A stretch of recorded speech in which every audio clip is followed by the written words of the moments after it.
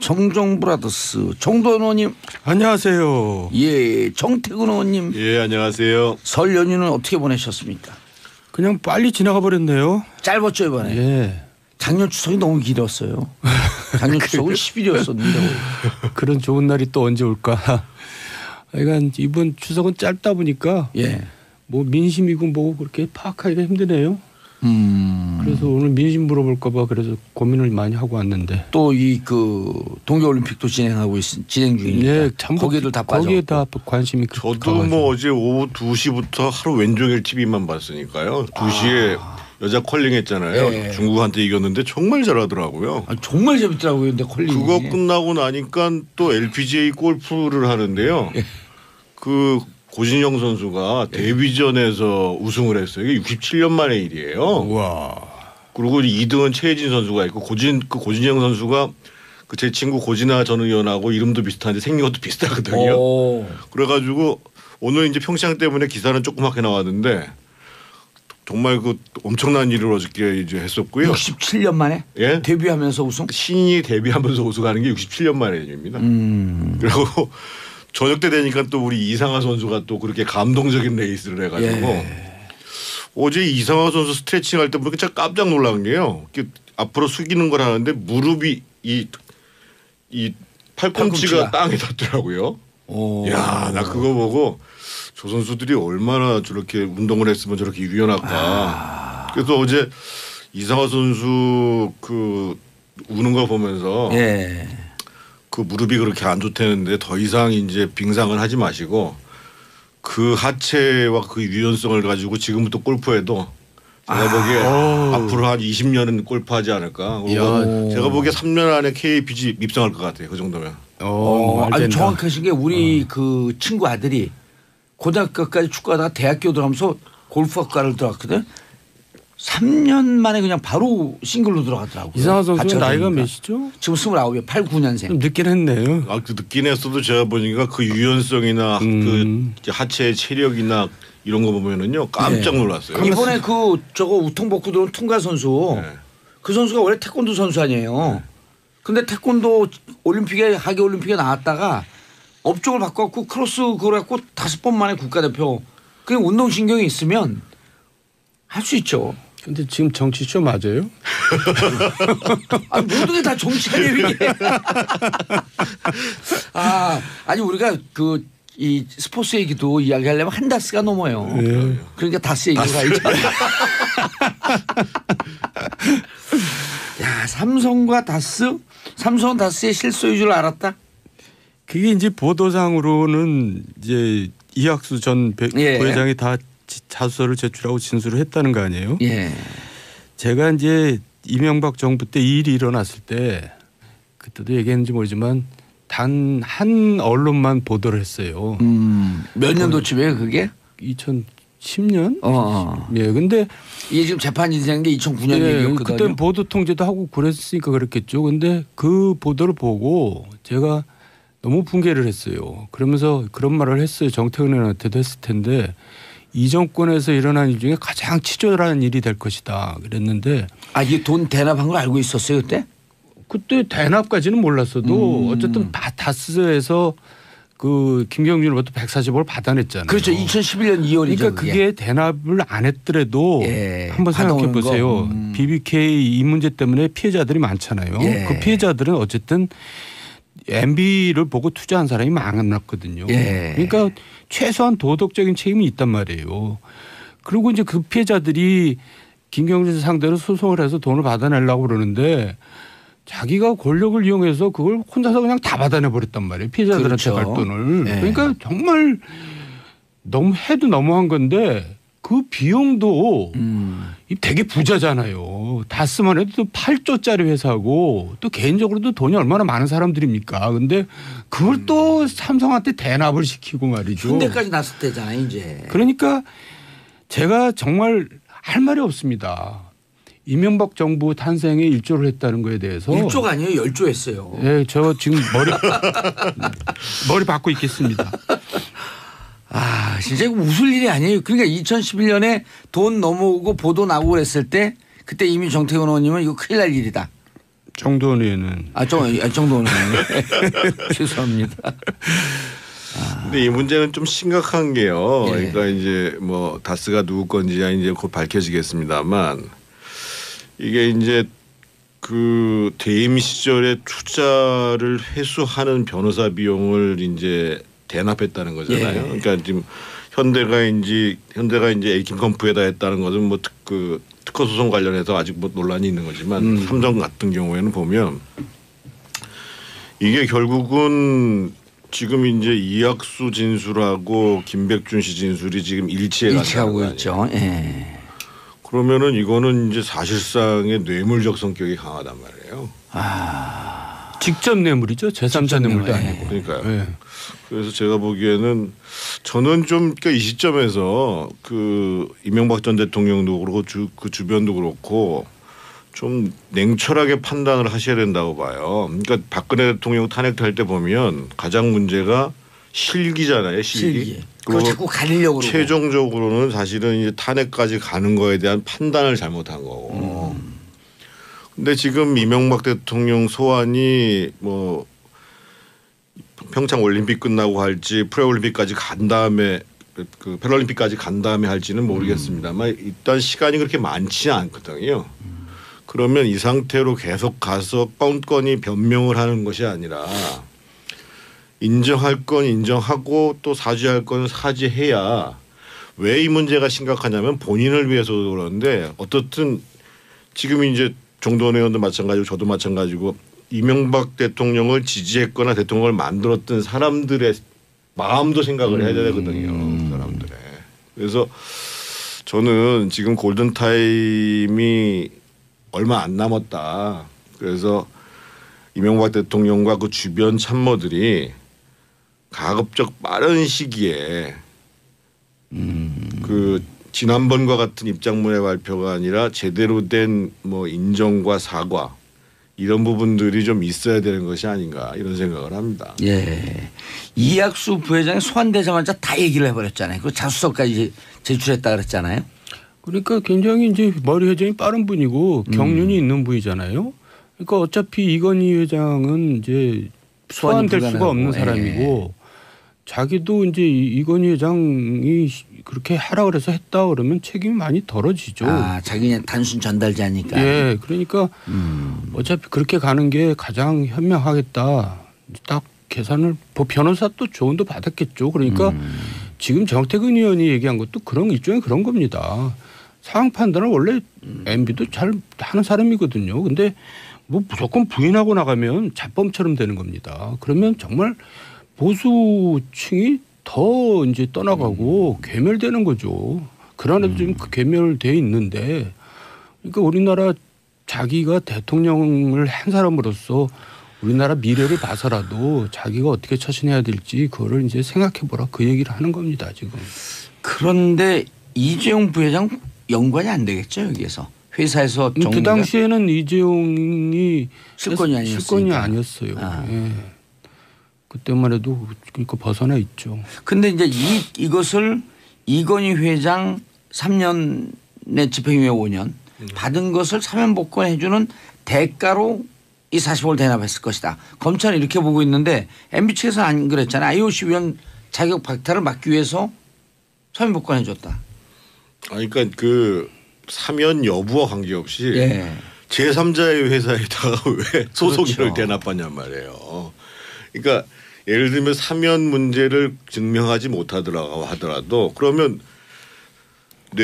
그것이 이제 줬을 때는 준 이유가 있을 거 아니에요. 그러니까 누굴 보고 줬냐 이거죠. 그런 문제가 직접 뇌물이면 발생하겠죠. 부정청탁이 있으면 또 관계 없는 거 아니에요. 직접 뇌물일 경우에. 그러니까 직접 뇌물이고요. 저는 또 이게 이 사회에 이제 많은 생각을 해주게 했는데 MB도 그렇고 형님도 그렇고 돈이 굉장히 많은 사람들이거든요. 진짜 많아요. 뭐 공개된 거 이상으로 엄청나게 많잖아요. 근데도 왜 자기네 돈은 단 1원도 안 쓰려고 그러고 꼭 남의 돈을 쓰려고 그러는지 그리고 그 돈을 다 어디다 쓰려고 그러는지 나이들도 꽤 되셨잖아요. 단 1원도 안 쓰진 않았어요. 그 예를 들면 서울시장 때 서울시장 월급 다 기부했고 아름다운 데도 박원순 아름다운 데도 기부했고 대통령 때도 다 월급 기부했잖아요. 1원도 안 쓰지는 않고 생생나는 건 많이 쓰시죠.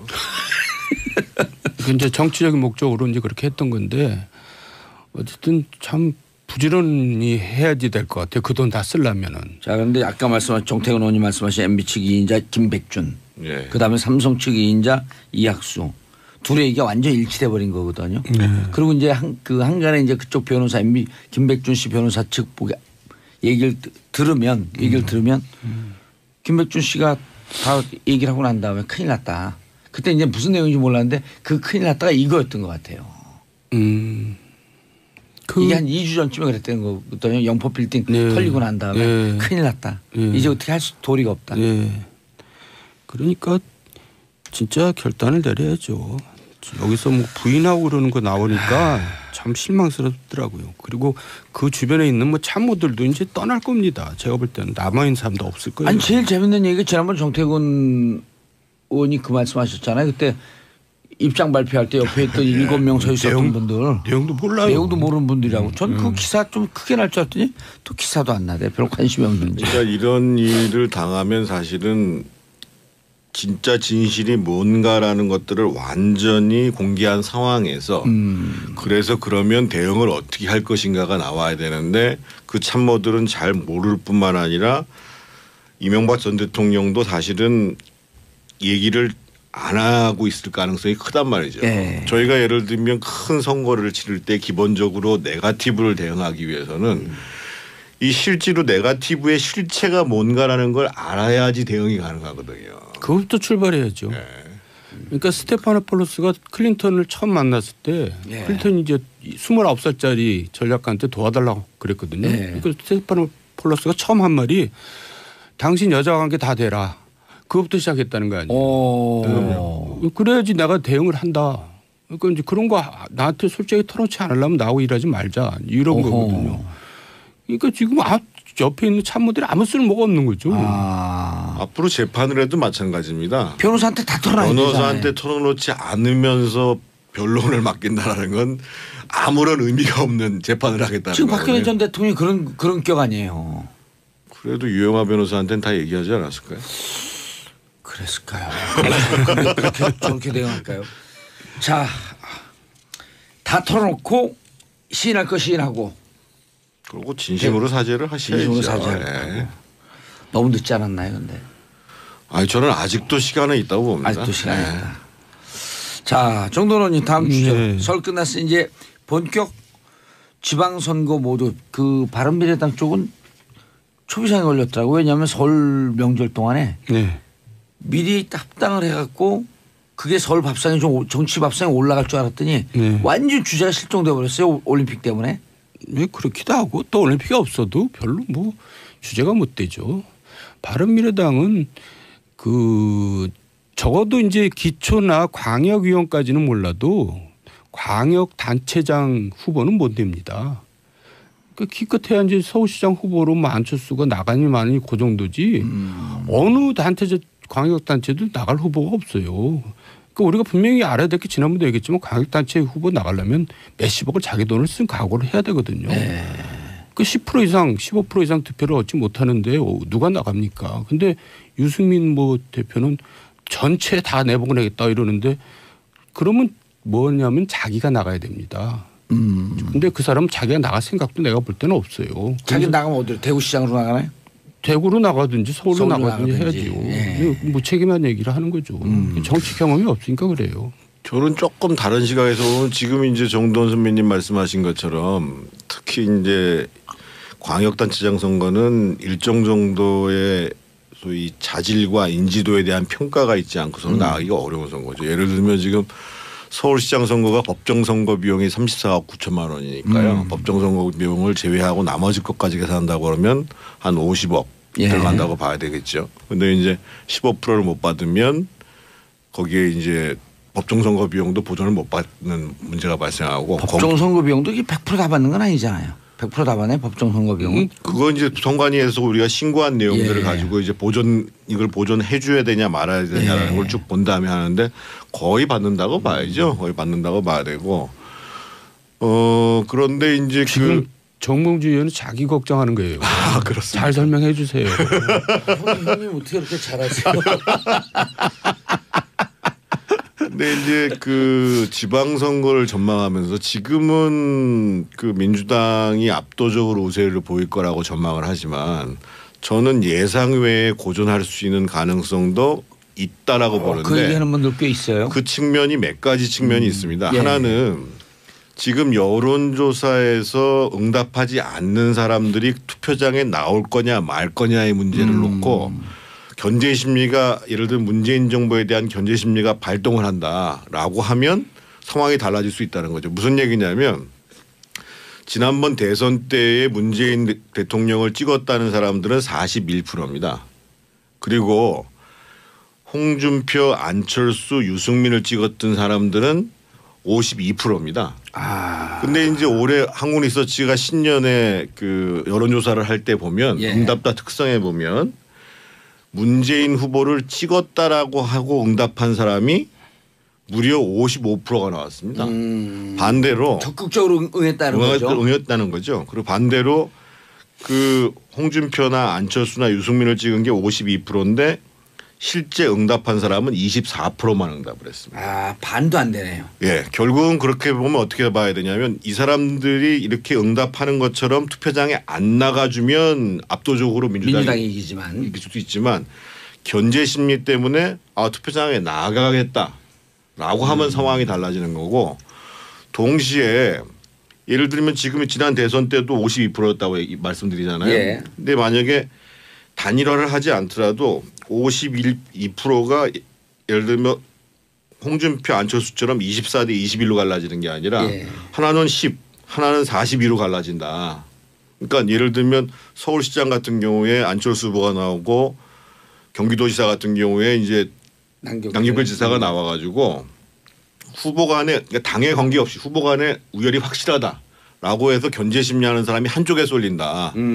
그러면 나머지 사람이 한 10% 내뿐이 못 받는다. 이런 현상이 벌어지면 실제로 41대 40 이렇게 나오는 거거든요. 예를 들어 이제 그 중간에 좀 그 듣는 분들이 숫자가 계속 나오니까 좀 헷갈리니까 홍준표, 안철수, 유승민을 대선 때 찍었던 분들이 전체 52%쯤 되는데 이 52%가 일단 투표장에 다 나온다고 전제하면 그리고 예를 들어 안철수 후보가 바른미래당에서 나오고 서울시장에 다른 자유한국당 후보가 나오는데 별로 인지도가 없기 때문에 저쪽은 찍어봐야 사표가 될 것 같으니 그렇죠. 한 10% 정도만 가고 나머지 42% 정도가 뺀 52 중에서 10을 뺀 42가 안철수 쪽으로 온다고 한다면 민주당과 박빙의 싸움이 될 그렇죠. 가능성이 높다. 그리고 서울시장 선거 같은 경우는 지금 뭐 저 개인적인 평가인지는 모르겠습니다만 지금 박원순 시장에 대한 피로도가 상당히 높은 상황이거든요. 오히려 저는 서울시장 선거 같은 경우는 박원순 시장이 아니라 민주당에서는 후보를 교체해야 오히려 선거가 쉬운 선거가 되지 않겠는가 이런 생각을 들고 실제로 그거는 여론조사를 보면은 교체 지수가 이미 55% 가까이 나왔죠. 지지율도 40%가 나오고. 물론 지지율도 그러는데요.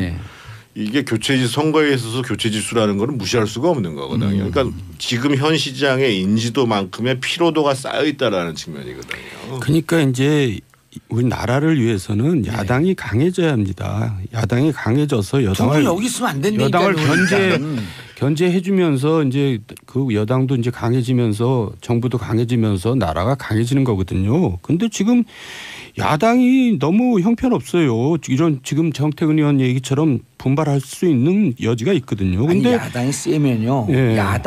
야당이 세면 야당이 여당한테 막 압박을 할 거 아니에요. 그러면 청와대나 이런 데 가서도 야당이 이렇게 되는데 좀 들어줘야 되지 않아? 하면서 이게 정책이 좀 조율을 맞출 수 있잖아요. 그러니까요. 근데 지금 제1야당의 대표는 지금 여당의 선거대책본부장 역할을 하고 있어요. 그러니까 이게 뭐 제1야당 대표 누굽니까? 아유, 제 입에 담기도 싫습니다. 그러니까 이게 선거가 되겠어요. 지금 지난번에 뭐라고 얘기를 하냐면 이제 사법부도 좌편향돼 있다 얘기하면서 편향된 판결을 내린다 그러면서 이재용 재판은 그 판사는 괜찮은 판사다 이렇게 얘기를 하는 거예요. 제1야당 대표가. 그러니까 그게 도대체 제1야당 대표가 할 얘기냔 말이에요. 나는 그래서 이게 도대체 뭐 하자는 건지. 두 분도 방송도 좋지만 이제 좀 그거 가갖고 새로 당을 만들든 아니면 거기에 가갖고 좀 바른 소리 하든 실제로 그 보수 정당도 제대로 좀 서야 될 거 아니에요. 그 지방선거 전반 관련해서 제가 또 한 가지 좀 말씀을 드리고 싶은 게 지금 이제 일자리 문제거든요. 일자리요. 일자리. 그러니까 지금 사실은 평창과 남북 문제 관련해서 문재인 정부가 대단히 성과를 냈고 특히 어제처럼 이제 서두르지 않겠다라고 말씀하시는 것이 굉장히 이제 지금 그 크게 바람직한 방향이고요. 뭐 국민들한테 신뢰감을 줄 수 있는데 지금 결정적으로 문제가 되는 건 일자리 문제입니다. 그렇죠. 그러니까 1월 달 고용 지표를 갖다 놓고 여당 대표는 뭐 최저임금은 무슨 뭐 죄가 없다는 둥 우원식 대표가 그런 얘기했거든요. 그리고 이제 기재부 장관은 별 영향이 없다 이렇게 얘기를 했는데 이미 다 작년에 다 이제 반영이 된 거거든요. 그리고 고용률이 조금 늘어나고 실업률은 그대로면 예를 들면 경제활동 인구가 늘어나면 실업자가 늘어난다는 소리예요 기본적으로. 그리고 1월 달에는 공공부문 재정 숫자가 엄청나게 많기 때문에 거기서 사실은 한 6.2% 정도 올라갔거든요. 그런데 지금 한번 보세요. 지금 이제 1월 달 고용 지표를 놓고 봐도 지금 실업자 통계가 10년 이래로 최고예요. 무려 102만인가요? 그러니까 뭐 굉장히 높았고 소위 이제 이 청년들 체감 실업률은 21% 육박했어요. 그러니까 야당 입장에서 보면 그런 문제를 얘기를 해야 되는 거거든요. 그러니까 지금 IMF조차도 지금 최저임금 급격하게 올리는 거를 하지 말라고 지금 공고를 했단 말이에요. 지금 최근에. 그래서 이게 이제 3월 달이 평창에 끝나고 3월 달이 되면 대학 졸업 시즌이 이제 이달로 끝나잖아요. 그러면 현장으로 사람들이 몰려 나오는 거예요. 더 쏟아져 나오는 경제활동 인구들이 엄청나게 늘어나게 되는 거예요. 그런데 실제로 고용 전망은 별로 밝지 못하단 말이에요. 그리고 이제 아까 2부에서도 얘기했지만 지혜 문제 보통 심각한 문제가 아니거든요. 그렇죠. 그리고 이미 미국에서 지금 파상적인 공세를 한단 말이에요. 이미 태양광 패널 그랬죠. 세탁기 지금 세이프가드 발동했죠. 지금 지혜 문제가 터졌죠. 철강. 거기다가 이제 철강. 철강 같은 경우는 저희가 3위의 공급 국가예요. 미국에. 근데 사실은 12개국 만약에 제재한다고 했을 때 유일하게 동맹국 중에 들어가 있는 나라가 우리나라거든요. 이런 문제를 가지고 이런 문제는 야당 우리가 오히려 잘한다. 해가지고 대화를 놓고 정부도 비판할 건 비판하고 풀어나가야 되는데 도대체 뭘 하는지를 모르겠어요. 아니 얘기를 또 하는 것도 중요하지만 그 메시지보다 메신저가 중요하다는 거 아니에요. 그러니까 메신저가 권위 있는 메신저가 없어요. 지금 야당에. 알겠습니다. 야당 건강하기 위해서 정당 활동 두 분. 그러면 대응을 어떻게 할 것인가가 나와야 되는데 그 참모들은 잘 모를 뿐만 아니라 이명박 전 대통령도 사실은 얘기를 안 하고 있을 가능성이 크단 말이죠. 저희가 예를 들면 큰 선거를 치를 때 기본적으로 네거티브를 대응하기 위해서는 이 실제로 네거티브의 실체가 뭔가라는 걸 알아야지 대응이 가능하거든요. 그것부터 출발해야죠. 그러니까 스테파노폴로스가 클린턴을 처음 만났을 때 클린턴이 이제 29살짜리 전략가한테 도와달라고 그랬거든요. 그러니까 스테파노폴로스가 처음 한 말이 당신 여자와 관계 다 대라. 그것부터 시작했다는 거 아니에요. 네. 그래야지 내가 대응을 한다. 그러니까 이제 그런 거 나한테 솔직히 털어놓지 않으려면 나하고 일하지 말자. 이런 거거든요. 그러니까 지금 옆에 있는 참모들이 아무 쓸모가 없는 거죠. 앞으로 재판을 해도 마찬가지입니다. 변호사한테 다 털어놔야 되잖아요. 변호사한테 털어놓지 않으면서 변론을 맡긴다라는 건 아무런 의미가 없는 재판을 하겠다는 지금 거거든요. 박근혜 전 대통령이 그런 격 아니에요. 그래도 유영하 변호사한테는 다 얘기하지 않았을까요? 그랬을까요? 그렇게 저렇게 대응할까요? 자, 다 털어놓고 시인할 거 시인하고. 그리고 진심으로 사죄를 하셔야죠. 진심으로 사죄할 너무 늦지 않았나요, 근데? 아니 저는 아직도 시간은 있다고 봅니다. 아직도 시간이 있다. 자, 정도원님 다음 주제. 설 끝났으니 이제 본격 지방선거 모두 그 바른미래당 쪽은 초비상에 걸렸더라고요. 왜냐하면 설 명절 동안에 미리 합당을 해갖고 그게 설 밥상에 좀 정치 밥상에 올라갈 줄 알았더니 완전 주제가 실종돼 버렸어요. 올림픽 때문에.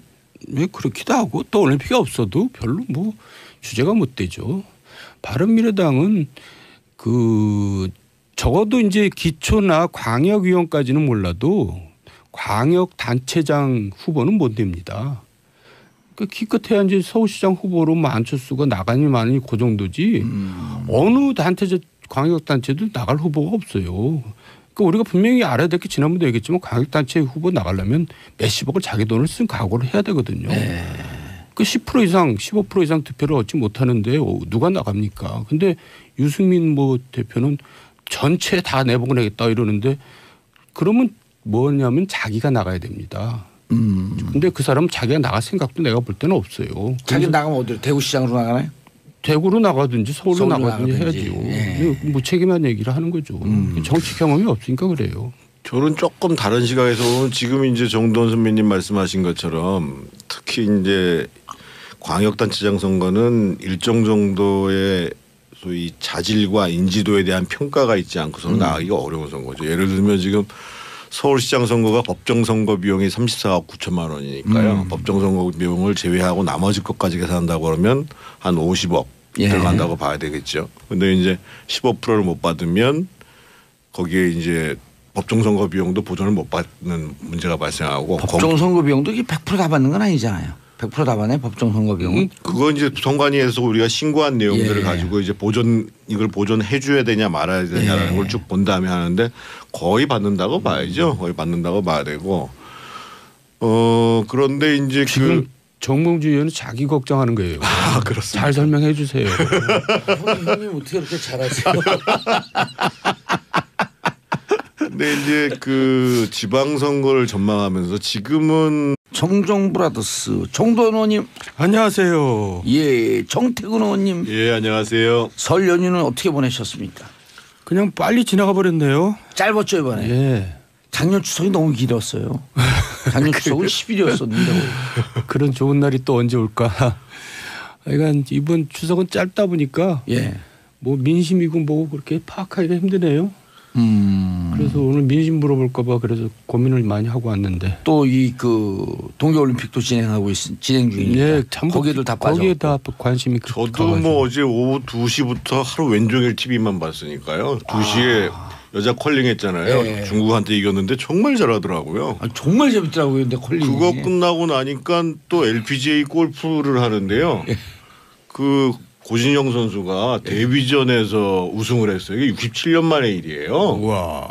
그리고 2등은 최혜진 선수가 있고 고진영 선수가 그 제 친구 고진아 전 의원하고 이름도 비슷한데 생긴 것도 비슷하거든요. 그래가지고 오늘 이제 평창 때문에 기사는 조그맣게 나왔는데 정말 그 엄청난 일을 어저께 이제 했었고요. 67년 만에 예? 데뷔하면서 우승. 신인이 데뷔하면서 우승하는 게 67년 만의 일입니다.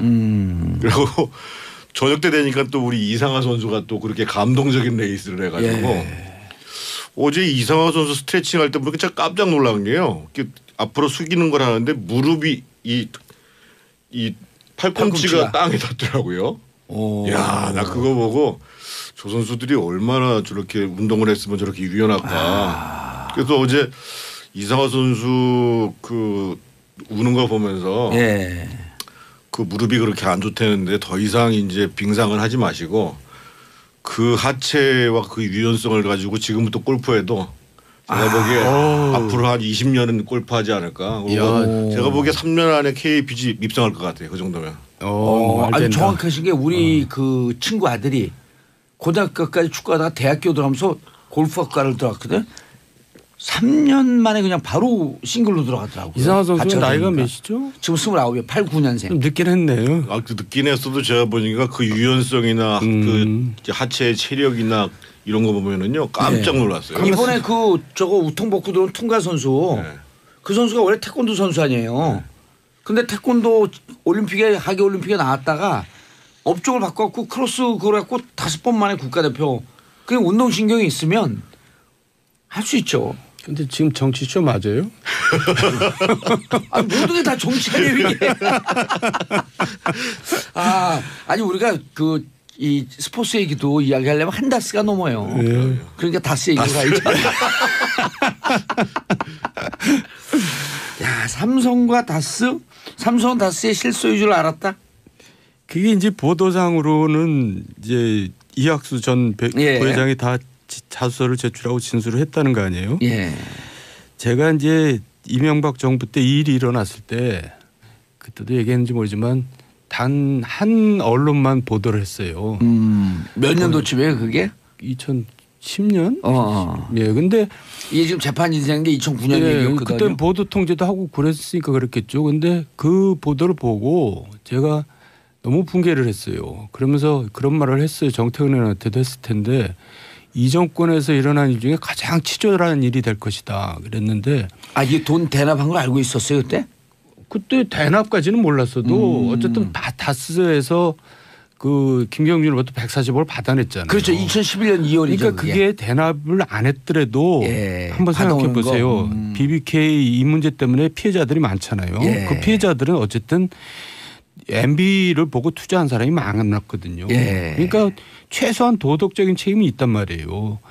그리고 이제 그 피해자들이 김경준 상대로 소송을 해서 돈을 받아내려고 그러는데 자기가 권력을 이용해서 그걸 혼자서 그냥 다 받아내 버렸단 말이에요. 피해자들한테 그렇죠. 갈 돈을. 그러니까 정말 너무 해도 너무한 건데 그 비용도 되게 부자잖아요. 다스만 해도 또 8조짜리 회사고 또 개인적으로도 돈이 얼마나 많은 사람들입니까. 근데 그걸 또 삼성한테 대납을 시키고 말이죠. 현대까지 났을 때잖아요 이제. 그러니까 제가 정말 할 말이 없습니다. 이명박 정부 탄생에 1조를 했다는 거에 대해서. 1조가 아니에요. 10조 했어요. 네, 저 지금 머리 받고 있겠습니다. 아 진짜 이거 웃을 일이 아니에요. 그러니까 2011년에 돈 넘어오고 보도 나고 그랬을 때 그때 이미 정태근 의원님은 이거 큰일 날 일이다. 정도원 의원은. 정도원 의원님. 죄송합니다. 근데 이 문제는 좀 심각한 게요. 그러니까 이제 뭐 다스가 누구 건지야 이제 곧 밝혀지겠습니다만 이게 이제 그 대임 시절에 투자를 회수하는 변호사 비용을 이제 대납했다는 거잖아요. 그러니까 지금 현대가 이제 에이킹컴프에다 했다는 것은 뭐 그 특허 소송 관련해서 아직 뭐 논란이 있는 거지만 삼성 같은 경우에는 보면 이게 결국은 지금 이제 이학수 진술하고 김백준 씨 진술이 지금 일치하고 있죠.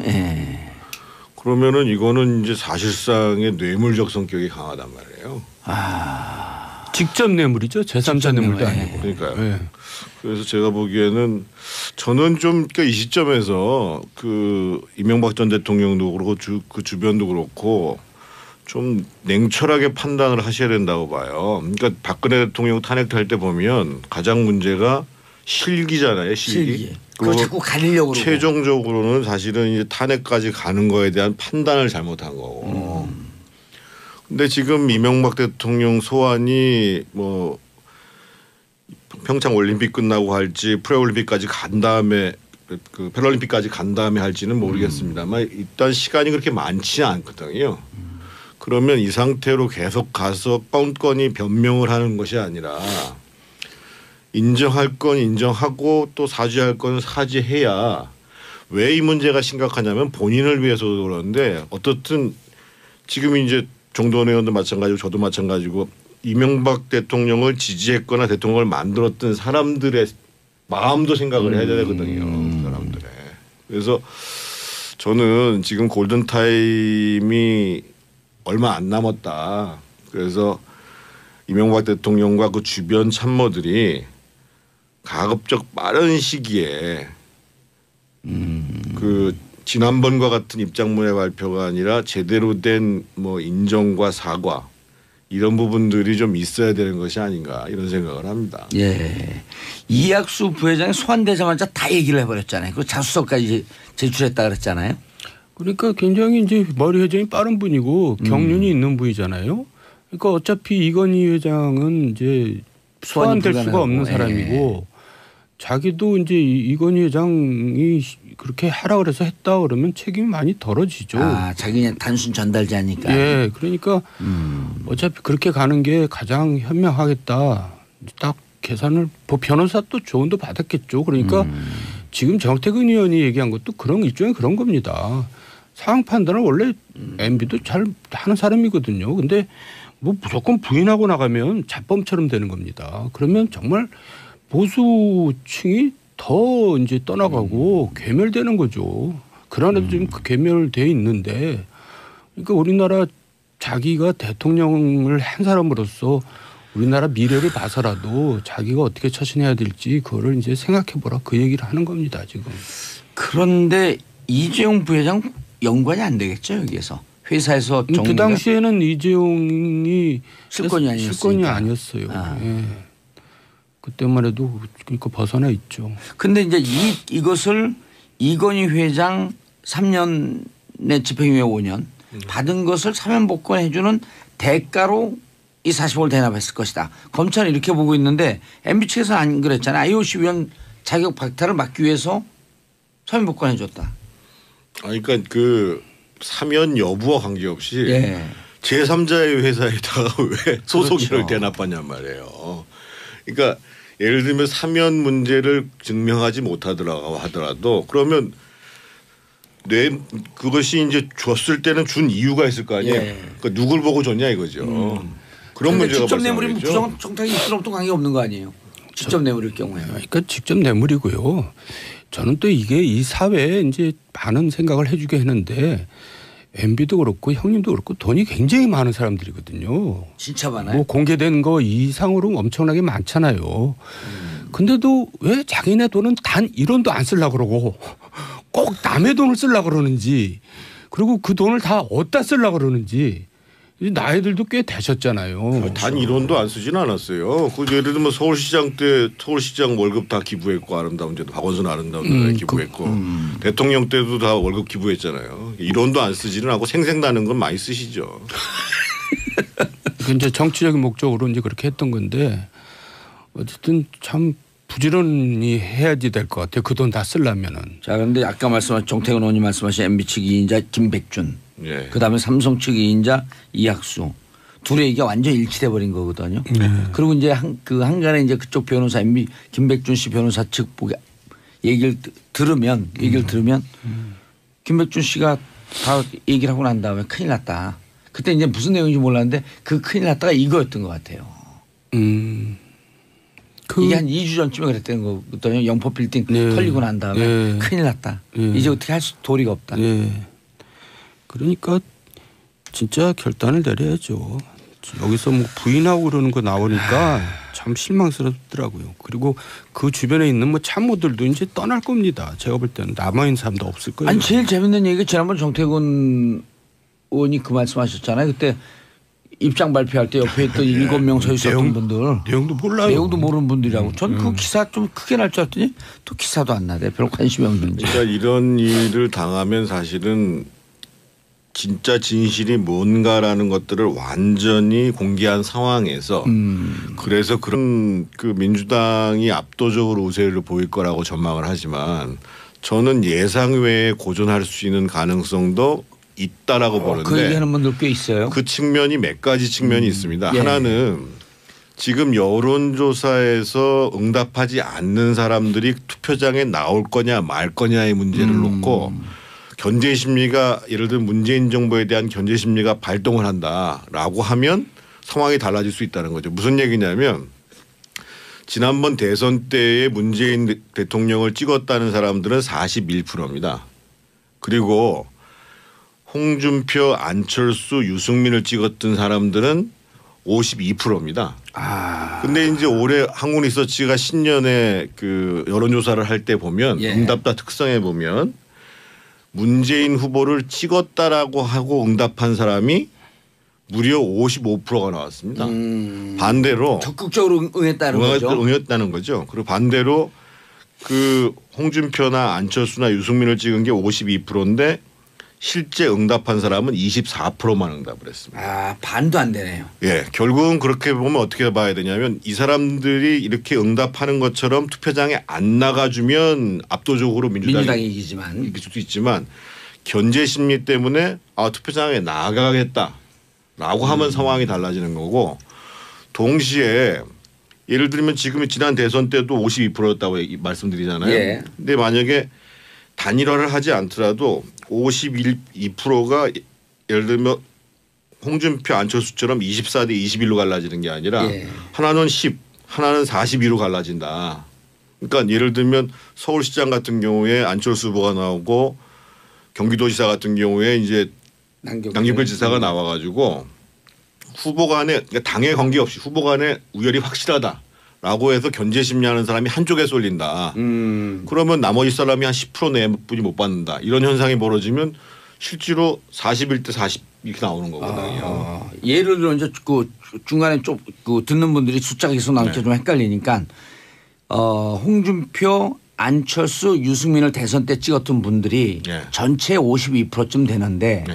이 52%가 일단 투표장에 다 나온다고 전제하면 그리고 예를 들어 안철수 후보가 바른미래당에서 나오고 서울시장에 다른 자유한국당 후보가 나오는데 별로 인지도가 없기 때문에 저쪽은 찍어봐야 사표가 될 것 같으니 그렇죠. 한 10% 정도만 가고 나머지 42% 정도가 뺀 52 중에서 10을 뺀 42가 안철수 쪽으로 온다고 한다면 민주당과 박빙의 싸움이 될 그렇죠. 가능성이 높다. 그리고 서울시장 선거 같은 경우는 지금 뭐 저 개인적인 평가인지는 모르겠습니다만 지금 박원순 시장에 대한 피로도가 상당히 높은 상황이거든요. 오히려 저는 서울시장 선거 같은 경우는 박원순 시장이 아니라 민주당에서는 후보를 교체해야 오히려 선거가 쉬운 선거가 되지 않겠는가 이런 생각을 들고 실제로 그거는 여론조사를 보면은 교체 지수가 이미 55% 가까이 나왔죠. 아니, 지지율도 40%가 나오고. 물론 지지율도 그러는데요. 네. 이게 선거에 있어서 교체 지수라는 거는 무시할 수가 없는 거거든요. 그러니까 지금 현 시장의 인지도만큼의 피로도가 쌓여 있다라는 측면이거든요. 그러니까 이제 우리 나라를 위해서는 야당이 강해져야 합니다. 야당이 강해져서 여당을 여기 있으면 안 된다니까. 여당을 견제해주면서 이제 그 여당도 이제 강해지면서 정부도 강해지면서